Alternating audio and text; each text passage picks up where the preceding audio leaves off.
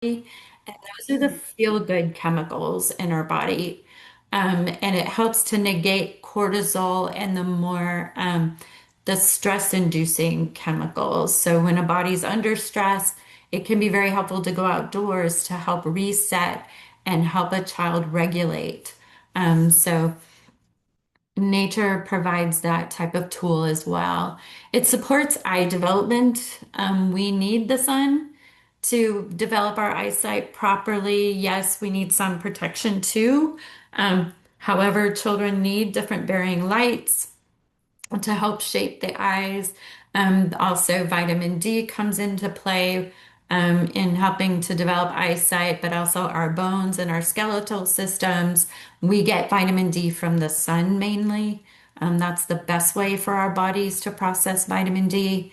Also, with eyesight, when we are indoors, we are only looking at as far as the four walls will allow us to, right? When we get outside, we can see further. We can see all the way to the horizon. When I'm a young child and my eyes are developing, I need that. Right. So we have a global epidemic of myopathy, which is nearsightedness. And again, as we spend more time indoors, then we're seeing this rise in myopathy as well. Um, it promotes deeper sleep. We sleep better at all ages when we've had that fresh air and that time outdoors. It helps with circadian rhythm in keeping us asleep at the proper times of day. Sunlight is crucial in that circadian rhythm development. Um, it's even suggested that when you wake up in the first 30 minutes to spend a little bit of time outside. So take your coffee out there. That'll help you to sleep better at night, just having that extra exposure to a little bit of sunlight.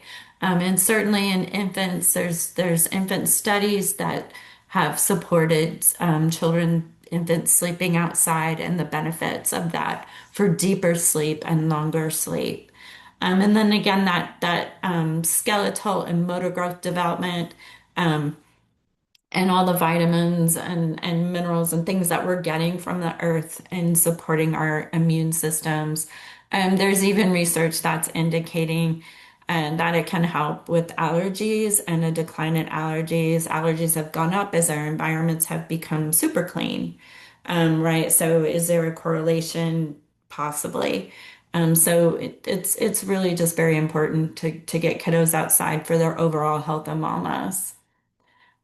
Now we get into the development aspects of it, right? Cognitive, there's so many cause and effects out there for children. The sensory rich environment sets off all of the neurons and neural pathways and builds all those wonderful connections in the brain. And the environment just naturally does that. Um, Opportunities for focus. Children do focus in nature. As they're gathering things, as they become interested, there's a lot of wonder out there. Wonder and curiosity go together. Both of those things are important for learning. If I see a butterfly, it's pretty magical, right? So I start to wonder, I start to be curious, I start to ask questions about it. And so this just naturally happens when we're out there with our children, and they see and explore the different aspects of nature. Again, that those rays and neurochemistry helps with focus and executive functioning and just brain development overall. So it's good for that area, problem solving, inquiry-based learning, and then it's just the ultimate sensory rich environment. We cannot replicate the sensory richness indoors as the natural environment already has. So when we talk about sensory integration and all of those kinds of things, the outdoors provides that learning environment already. Just, in the breeze, we can feel the breeze as soon as we go outdoors. We can feel all the different textures. Our indoors tends to be plastic heavy. And plastic, no matter how you mold it, yes, it's very practical. It feels the same. It has relatively the same weight, whereas natural material does not, right? There's all kinds of weight, there's all kinds of feelings, all kinds of texture. And our children need to experience that. They need that. for sensory integration. So physical development here, we already have discussed that children already move more, they move bigger outdoors. There's a lot more room to run. We tend to let them climb outdoors. We don't actually let them climb much indoors, right? Unless we have specifically set up a space for that indoors. And they need that. They need to climb, particularly our toddlers, that's their whole job is to figure out how their bodies work, and to talk, right? And to connect. Um, but they have to have that big body movement in order for the rest of their body to develop properly, all the way down to fine motor. So getting outside where they can do all that work. Um, they learn to mitigate risk outdoors. We have risky play, just in something as simple as balancing on a curb or balancing, if you're lucky to be in a nature environment on a little stump. There's lots of opportunities, that are still relatively low risk for young children, depending on how we set up our outdoor space. But they still need that. They need to learn what their bodies can do through risky play. They need to learn how to make good choices for themselves. And this is where it starts. It builds resilience, and again, just learning what their bodies can and can't do, what they're comfortable with, what they're not comfortable with. Right. So there's all those opportunities for risky play out there. And then that increased motor skill ability as they learn to climb, as they learn to, navigate natural materials. If they are, lucky enough to be in a space where they can come across a little bit of forest play or stuff like that. There's so many different ways that they can explore and move their bodies, in that type of environment. And we can in our pool and platform spaces too. The thing with those is that once a child learns how they work, it's no longer as interesting. And then they start to look for ways that may not be appropriate, right? I know how the climber works, so now I'm going to see if I can't climb on the roof, right? Those things happen because it's predictable. Um, and so with nature, it's unpredictable most of the time. It moves differently, each day. The sensory benefits are great outdoors, particularly for the vestibular and proprioceptive systems. The children have to have that rocking motion. They have to have places to spin, places to roll. Rolling down hills is great for that. Excuse me. Um, so there's a lot of opportunity out there to develop that, modulating pressure and those messages being sent to the brain from the body to show where they are in space. This is huge when you're out there training to talk about the proprioceptive system, because a lot of educators aren't aware that there's actually those seven senses. So it's that's a great thing to highlight when you're out there training. Yeah, now Eight, Beth. there's a couple more actually on the horizon that, There's eight. yeah, out there too. So yeah, there's an emerging one that's all about nature, Nikki, and you're purpose. muted. There's eight systems that have been around since at least um I've been teaching on it since before 2010. Uh-huh. Vestibular, proprioceptive, and interoception being our internal being. So as an Hmm. OT, there's eight, and that's what we teach is eight. There you go. Thank you. Yeah. This is a great book if you've read it, Balanced and Barefoot, by Angela Hanscom, who does come from the OT perspective. So it's very much recommended reading, um, for anyone with a sensory system, I say. Um, and she talks about the role of nature in sensory development, and has started timber nook schools, which are growing across the U.S. And timber nook are forest schools, really. And they are designed for children with, differing needs as well, as as typically developing children too. So this is a wonderful book for parents and educators. Social emotional development, empathy, as children are caring for the environment, gardening, watering, taking care of the special caterpillars that they find. That's raising that empathy, resilience. And nature's full of resilience as they test and try things and it doesn't quite work out and they try things different ways. As we talked about that risk assessment, that's part of social emotional development too. And then plenty of opportunity.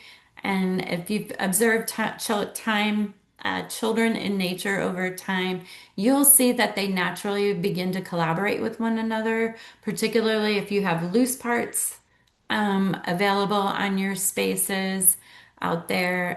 They build their forts together, they do all that work. And then there's plenty of time for those that are more introverted, more reserved, spaces for them to be out there as well. And then again, that this is often overlooked, but a tool for self-regulation. If a child is having a meltdown outdoors, maybe a simple walk will help. Maybe we can get outdoors because what happens when we go outdoors is, first of all, our blood pressure goes down, so it's helpful for the adult in that situation if it's tense or whatever it may be. Um, but then also that good neurochemistry, the dopamine, the endorphins, all of that start to activate, which can help with that self-regulation, getting the child out of the amygdala back into the frontal lobe, and that type of work. So, again, when you're out there talking about social emotional and tools for self-regulation, please include nature as one of those tools and taking a little walk, getting outdoors, having that change of environment can be very helpful. Sitting near a tree, right, where all that microbiome exists, to work with their own.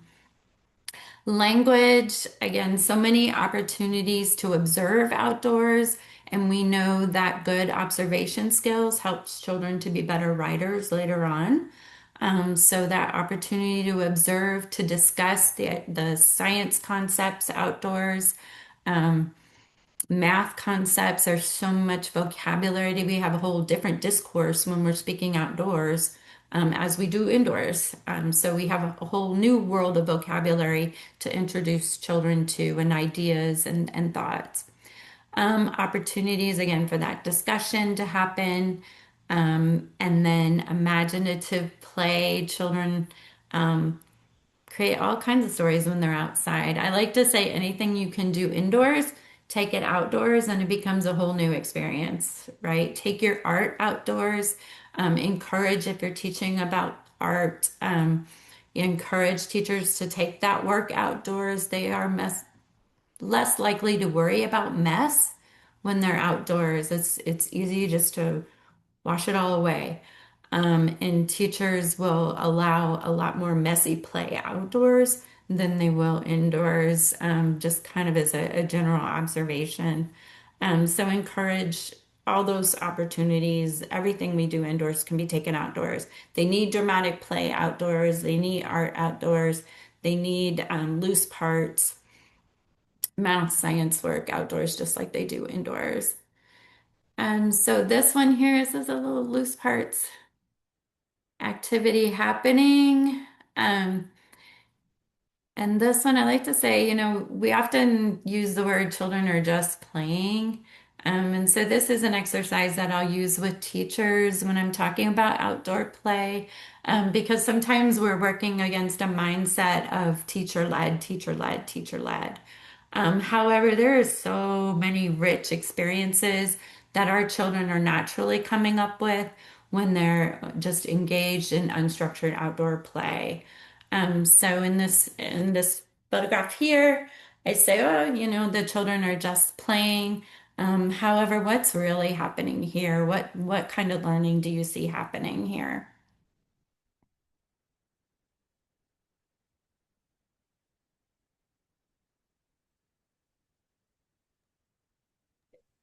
they're doing like some cause and effect, seeing if certain things that they try works and if it doesn't work. Yeah. Trial and error. That's a hmm better way of saying it. Oh, okay. You know, it's stuff. What do you do with this stuff? Most kids don't get access to what adults might look at. Oh, that's just trash. Exactly. Yeah, Yeah. so I used to play in a dump when I was 5 and 6. I don't know if my parents knew it was an old dump, but there was a mattress in there. We used to jump on it. I had so many germs. Um, but we see something on the street. Oh no, don't touch it. We don't even really, we as just kind of a society now, even encouraging kids to pick up trash that they see on the sidewalk hmm might have germs. So lots of trial and error and figuring it out, and whatever they do, it's the process. hmm hmm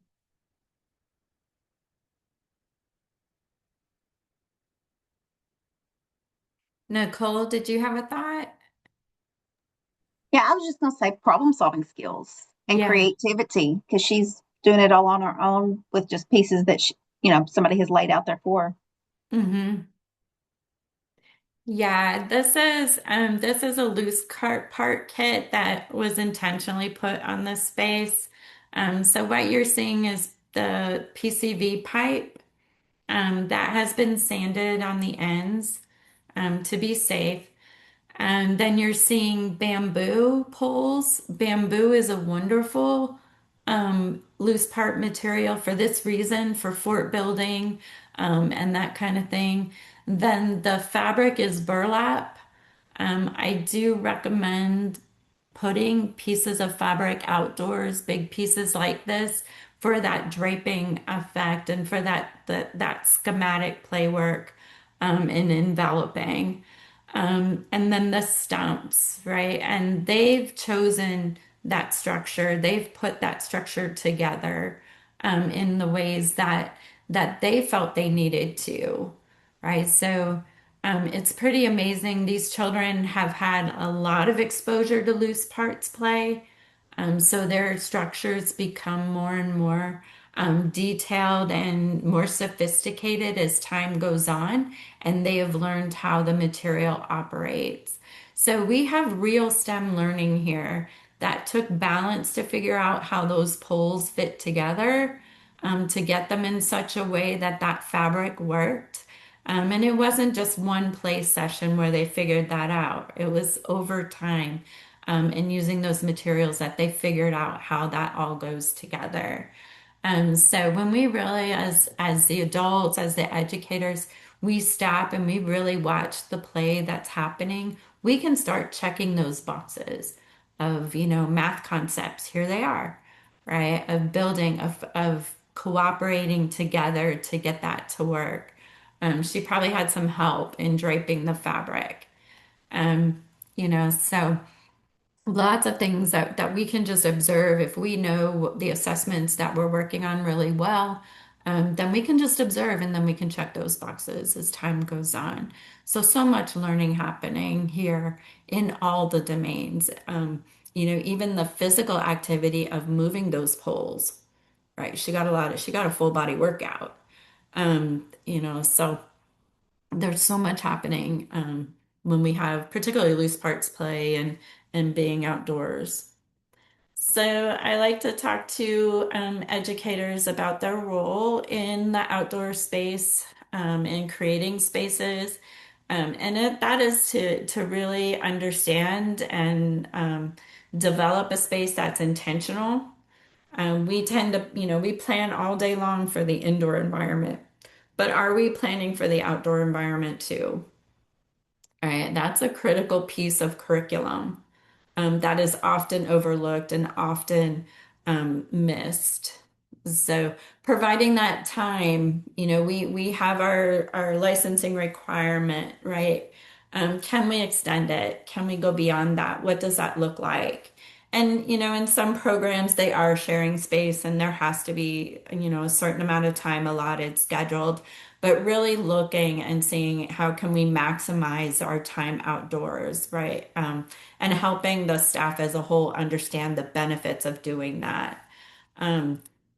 playground maintenance, there is very helpful when you're working with centers and their outdoor spaces to help them plan for what that looks like, to have a team that is involved in planning the outdoor space. If there's gardens involved, having a team that maintains that garden. What does that look like for each center? Is that parent volunteers coming in to help to maintain a natural space?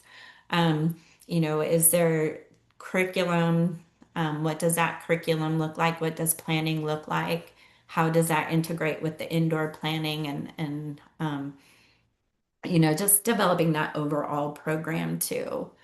Um, I talk to educators about really observing the play when they're outdoors, observing how children move in the space, what are they doing, noting their interests, noting the materials that they're using. If they do that through a period of time, they'll begin to really see how they need to set up that space, right? We're getting into emergent curriculum here when we do that observing and we build a curriculum around the observations that we have. So I was on a playground consult and the director took me to their sandbox and it was empty. And I said, "Oh, it's time to fill the sandbox." And she said, "No." She said she pointed across the playground and the children had emptied out that sandbox and moved it on the other side of the playground. And when I looked at where they moved it under a tree.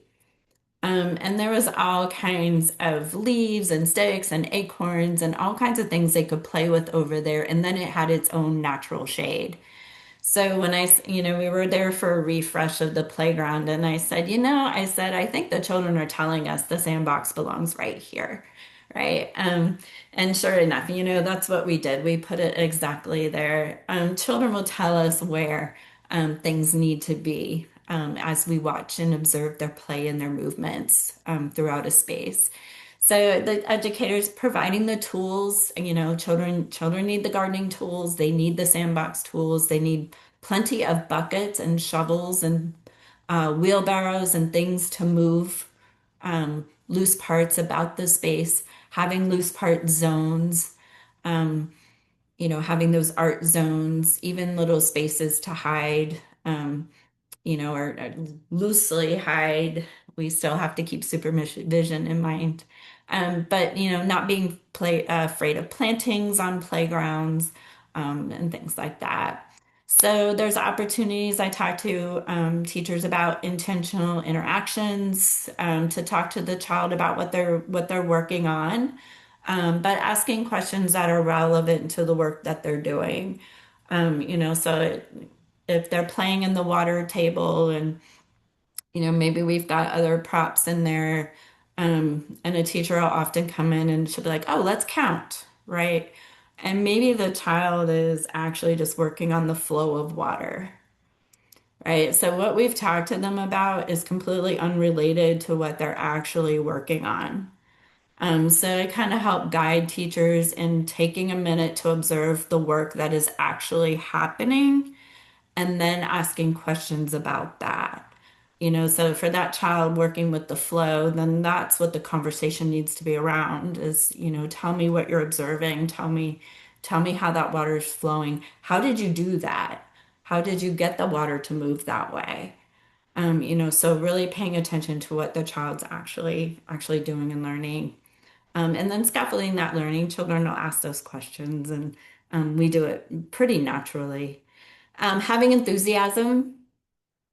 Children pick up on attitudes about the outdoor space from the adults around them. So, encouraging enthusiasm, having a plan, having fun when they're outdoors are all great tips for educators.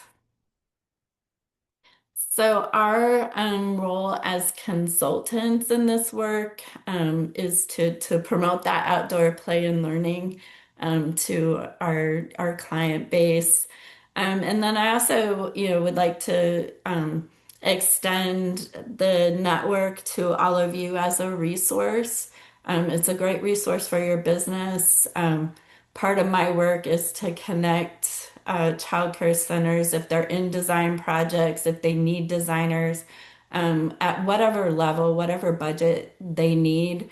I have resources available to share that are coming from like Texas Tech and a specifically trained group of architects that work in the Ole space. We also have resources for the do-it-yourself. We're working on new guidebooks and things like that to help centers start small and work as time goes on too. Um, Elevate the importance of nature learning. Again, for those health and wellness benefits alone, for the sensory development, um, all of those, important aspects of growing. Share the resources with the centers. Please share the ECE network with centers that you're working with. I'm happy to send flyers, and I'll talk more specifically about the network in a minute. Um, and then encourage more time outdoors wherever you can. Whatever the topic you're talking about, please like add a slide about how that applies to the outdoor world too. So if you're teaching about art, have some suggestions for outdoors. If you're teaching about social emotional, the outdoors is a tool. Whatever, if you're talking to directors, something I hear a lot in the sessions that I do is teachers will be on board with this, however, directors are not, and vice versa. That works both ways. So encouraging, if you're working with management, if you're working with staff, just helping to get that conversation flowing through all areas too. Um, let's see. And then just help with that, raising that expectation for time outdoors. Everything if you're working with ISDs, helping the value of recess for learning, like the brain needs a break. Those kids need a break. They're going to do better even with just 5 minutes outside. Again, recess is often used as punishment. However, we've exasperated the problem when we do that. So just helping whatever age ranges you're working with, whatever programs you're working with to build that understanding of nature and the role that it plays in learning. So kind of switching gears again. So the network that I manage is the Outdoor Learning Environment Early Childhood Education Network. We are a part of Ole, Texas. I'm funded by DSHS. Um, and the whole mission is to connect early childhood programs together around this work, but also in other partners such as designers or nature enthusiasts. I have a lot of informal educators and formal educators in the nature realm, bringing all those groups together to share resources, ideas, to elevate physical activity and the outdoor play across Texas. So I work in all regions. Um, and then just again, that childcare centers play a crucial role because that's where children are. We have nature smart libraries starting to develop. We have several in Austin, of course, is huge in that area. Houston, we're having several new libraries join. The Valley is doing amazing work in that realm too. And then in Fort Worth, we're starting to see that growth up here as well. Um, so once you join the network, I'll provide a QR code. There's a website that is for the ECE network. And what you'll find are resources on the website under these steps to success for building the outdoor learning environments. So under Learn, there's resources on the benefits of outdoor play and learning, why outdoor play, why it's necessary, just all the things that you need to know about an outdoor space and the value of it. There's resources for creating relationships within the community, building relationships with staff around nature play and learning, but also families. So ways to educate families on outdoor play and why that's important. Resources for funding, because funding is the biggest obstacle, of course, that we're coming across. As TCINN, we're working on models to help fund even small grants for childcare centers. So we're looking for those ways. As we come across funding opportunities, we will send that out to the network to help with that aspect of an outdoor space. Also, through funding, is the understanding that it doesn't have to be super expensive to put in an outdoor space. Oftentimes, it's less expensive than a pole and platform, typical playground equipment. There's a lot we can do with that same value in a nature space. We can put in areas and mud kitchens for the price of a climber. And your children will spend much longer amounts of time engaged in the outdoor space. Climbing equipment is important, but we have ways to do that with logs and stems that are much more economical. Um, our design concept, our design framework comes from the Natural Learning Institute which is at North Carolina State University. There's a lot of research-backed information on the 12 best practices, and I'll send out a flyer on the 12 best practices that you can go over and feel free to share out with centers too. Most of my training revolves around the OLE best practices. Um, but it's just important to know that there is truly best practices for the outdoor space and that there is a framework out there um, to help guide that process. There's information on planning. What do I do now that I have this space? How do I maintain it? That's an important part of a successful outdoor environment. Is that plan for maintenance? Is that plan for curriculum and development long term? And then under enjoy, these are resources such as like, here's an interesting website on butterflies. Here is the natural plant, child safe plant list, child safe tree list, all those types of resources you'll find in that section of the website. So Pathfinder benefits, it's all about sharing ideas and inspiration, networking. Our signature event is a Pathfinder convening, which will be in April this year in the Houston area. And it's bringing our network together for in-person. We do tours and then we have speakers also. So we'll be talking about adventure playgrounds this year, and then we'll be visiting an elementary campus. I believe it's Jefferson Elementary in Houston, which was designed all around the outdoor space. And then we have quarterly newsletters that I send out, and then I send out a monthly event communications too, if there's anything interesting in the nature realm, any PD.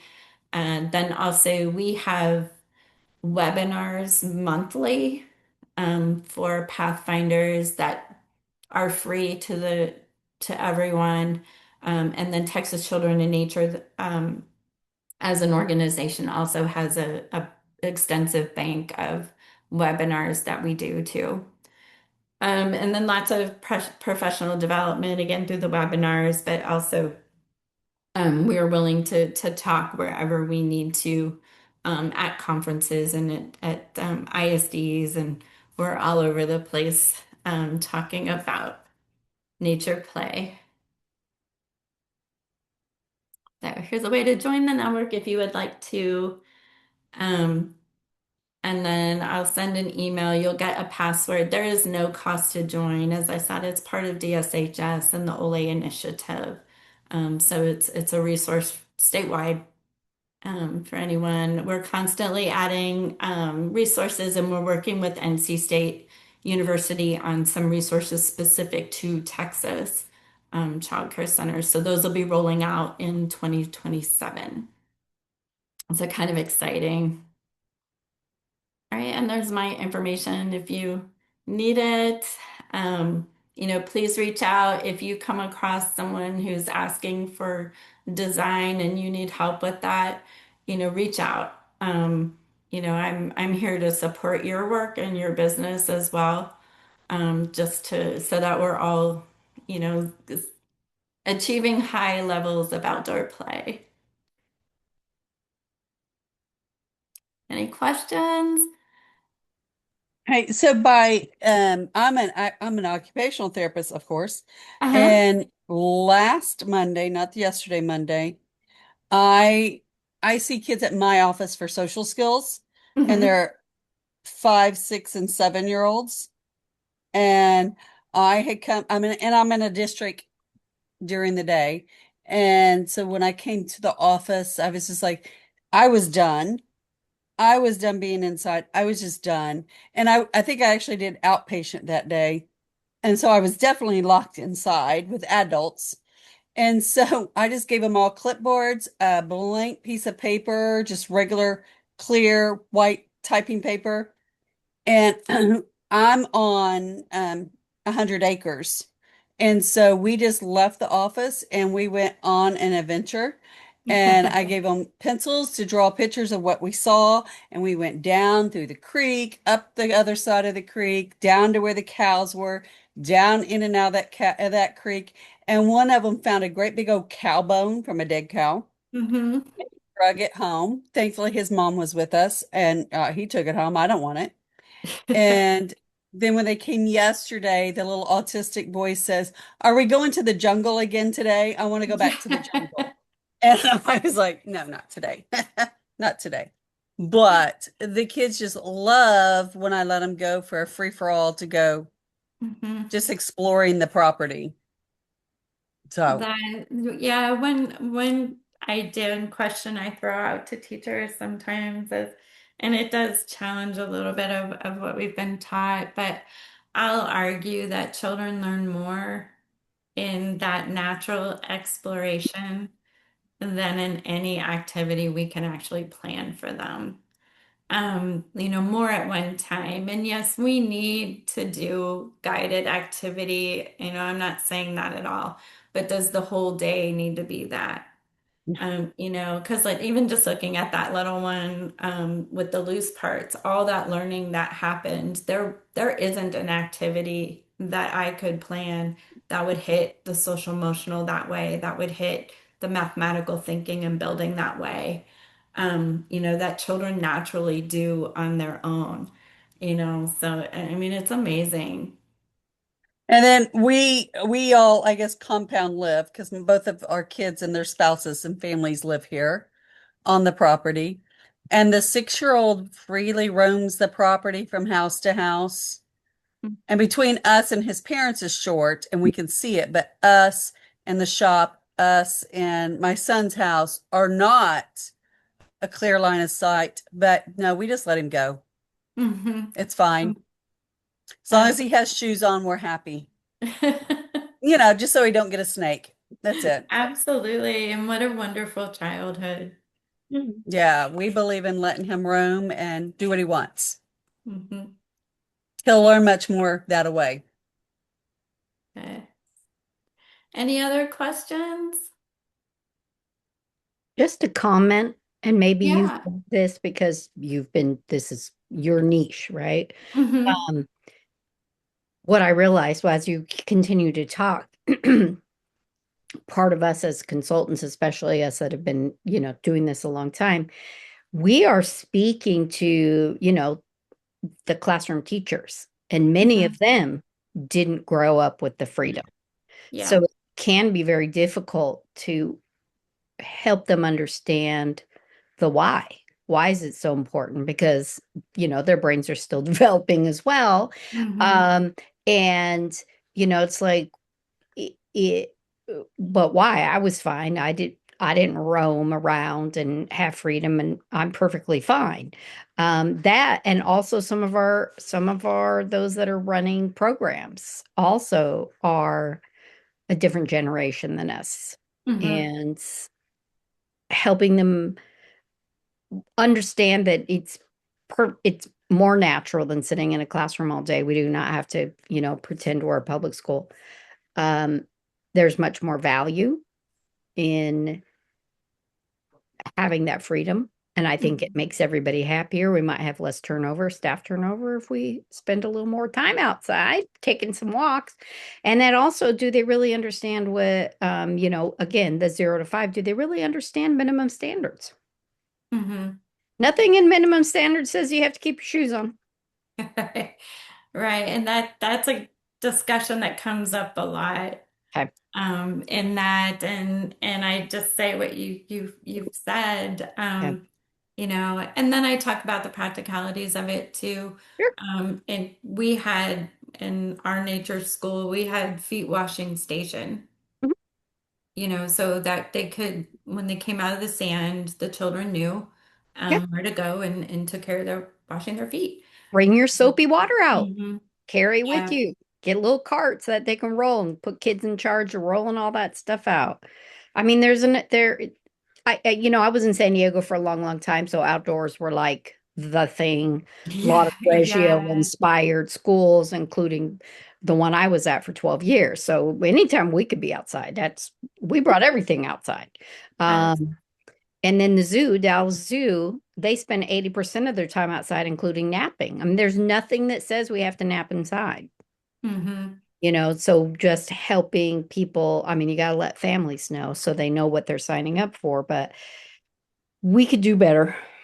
Absolutely. And you're right on policies. That's a big piece of outdoor play and learning is to Mhm. have, yep, you know what, we are going to go outside in the rain.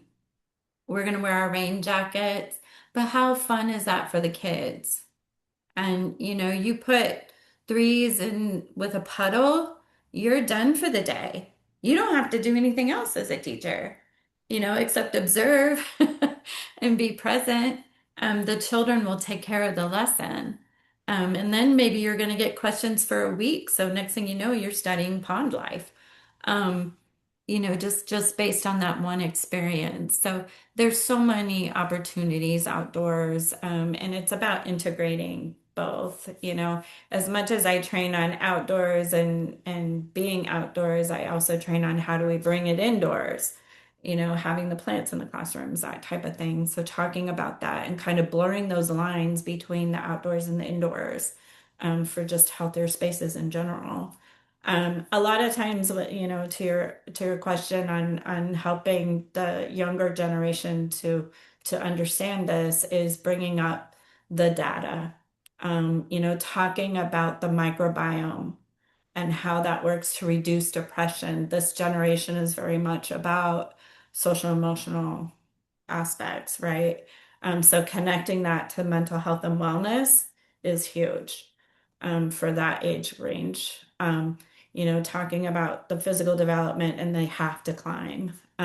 We also, right, you can attest, Vicky, the occupational therapy needs have risen over time, right? Occupation is one of the Greatly. biggest growing areas now.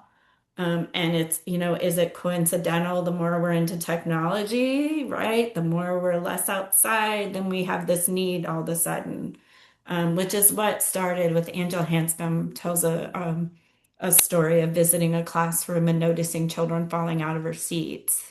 And she, determined that it wasn't intentional behavior. They weren't trying to be disruptive. They just were falling out. And as she investigated further, she found weaknesses in core strength, weaknesses in arm strength, right? From this one class. And this was a fifth grade class that were falling out of their seats. These weren't little kids. So she's kind of through her book has brought this to light, the importance of that movement. We can't expect children to do well in academics if their bodies aren't strong, if their brains aren't developed. So that's those are points that I literally hammer sometimes and say over and over again. Well, and Um, a lot more people live in apartments than houses. Mhm. yeah. Hmm. And that makes a difference because when you live in an apartment complex, you just can't trust for your kid to go down to the playground by Absolutely. themselves. Um, Absolutely. And there's that awareness too, and that reinventing what it looks like now and in different environments. You're absolutely right. In a rural space, it looks very different than it is going to in an urban environment. In urban environments, as we're designing spaces near industrial parks and that type of thing, because Texas has weird zoning. We need greater buffers of trees around our schools, so green schoolyards is a big thing that's picking up. So yeah, got any The, other? Beth, Yeah. Judith also, Judith Lee has joined us. She's from El Paso. And she said here just that look at the schools in Finland. German kindergarten, school, and daycare use a lot of outdoor learning environments. No trees, laugh. Yeah. She's at a soccer game, joining us. Well, thank you. Yes, yeah. Our European counterparts are a bit ahead of us in outdoor play and learning. And the Scandinavian countries, they start their academics even later. Yep. And they really protect that play, and that development and really incubate it and nurture it. And their academic scores prove it, Yep. right? and, So we have a lot to do in this realm and this work, as we all know. and with all of us having lots of experience in education and knowing the data, the thing that just I don't understand is we have all the data that says outdoor, they need that, but yet our lawmakers are making it where they're losing the recess, where it's less time outside. Child care facilities even are doing less time outside than what they did, years ago. But yet all the research says opposite. So why is that? I it's I have lots of thoughts on that.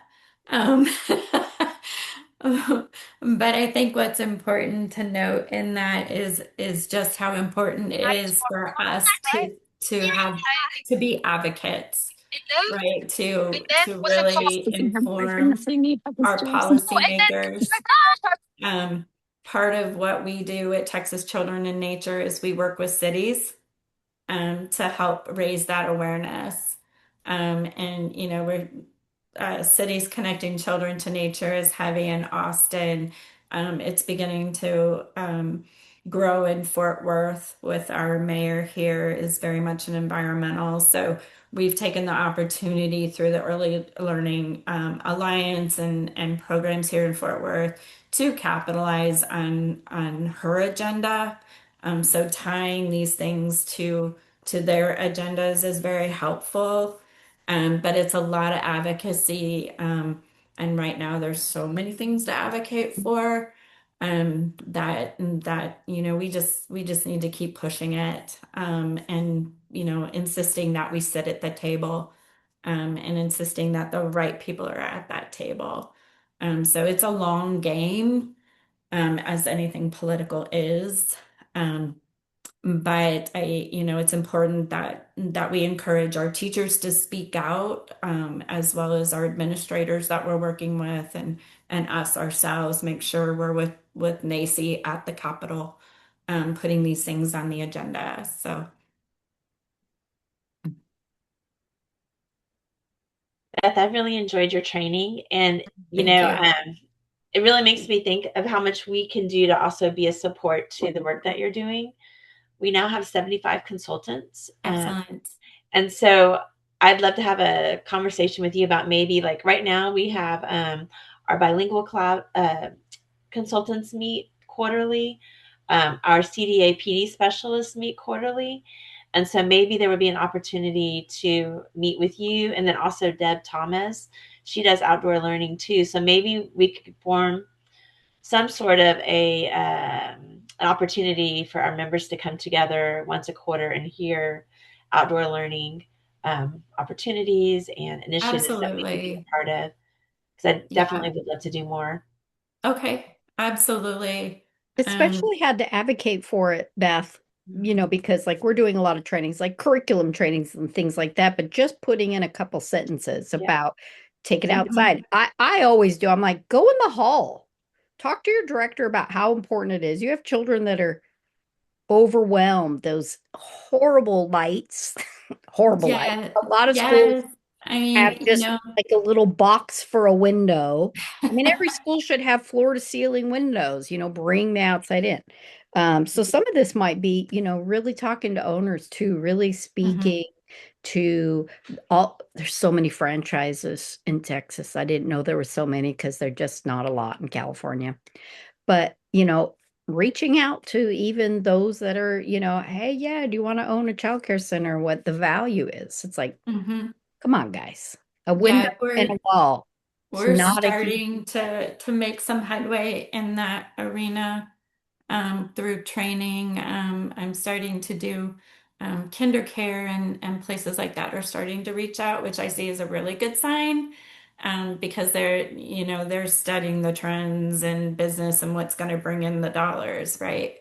That's always first. So if they're starting to ask for this, then parents are starting to ask for this, which is great to see that trend happening. And Judith mentioned there are a bunch of nature programs in Texas. There certainly are, and it's growing every day. What has really warmed my heart is the amount of family child care that is making this a central part of their programs. So I have a number of home-based centers within the network too. So we also have university professors in the network also promoting this work. And so lots and lots of growth, lots of grassroots growth happening. So, which is very exciting. And then it doesn't have to be expensive, especially. And Judith knows better than me because she's had family home childcare. I did in California. It's like parents will bring you stumps. I was like, yes. You can go by a construction site and you go, you got a couple boulders. You need a place versus a landfill. Can you drop them off in my backyard so kids can play? Yes. And I have those resources too. If you're needing to source something, I can connect you, not in all areas yet. I'm working on that, but I have vendor lists. I have arborists in the network too, that speak to that. My next my next technical assistance. Call is with a gentleman who works for Soils Alive. So he's going to talk all about prepping gardens for spring, but working that soil so that it's in an organic way, so that it's primed for growing. So all of that technical assistance, is what the network is all about. So it's easy to say, yeah, I want a garden. How do I do it? And that's most of the questions I get are, how do we do this?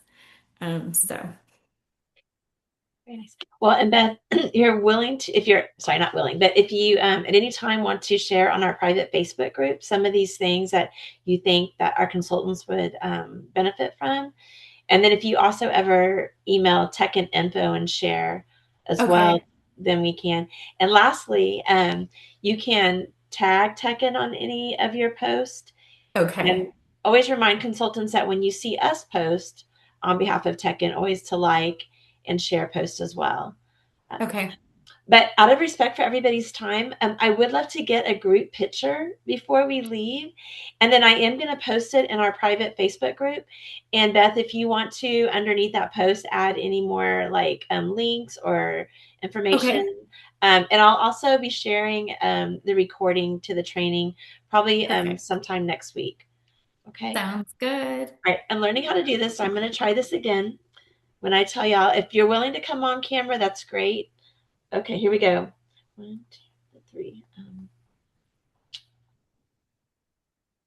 All right, let's see. Did it work? Yep, I think I got it. Okay. Good. I see Nicole and I were prepared for outdoor nature environments. Look at us. You stay on topic That's today. it. That's it. Well, thank you all so much for your time. Thank you, Beth. It was a great training. I really It appreciate was. Thank it. you. Thank you. Great reinforcer. Thanks everybody for coming. And remember, we have 2 more this week if you want to join. I think tomorrow night is self-care with Jasmine, Yeah. and Thursday is Michelle. And remind me your topic, Michelle. Adult learning. Okay, adult learning. Yeah. And the training start at 7 now because we have our members like Judith, who's in El Paso. So for her, it's only 6 o'clock. So thanks everybody for coming. And if y'all need anything, let us know, and we'll do more to get involved with the outdoor learning as well. Thank Definitely. you. All Thank right, you have a good all for night, your everybody. support. Good night, everybody. Good night. Good night. Good to see you, Nicole.